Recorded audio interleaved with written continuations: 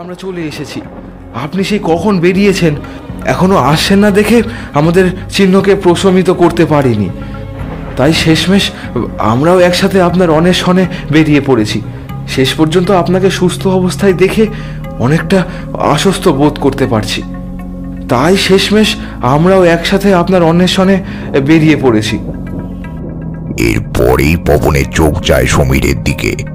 সমীরকে রক্তাক্ত অবস্থায় পড়ে থাকতে দেখে সে এগিয়ে যেতে যাবে, এমন সময় আমি পবনকে উদ্দেশ্য করে বলে উঠি, সাবধান পবন, ওদিকে এক পাও এগোনোর চেষ্টা করবে না, তাহলেই কিন্তু সর্বনাশ হয়ে যাবে বলে দিলাম।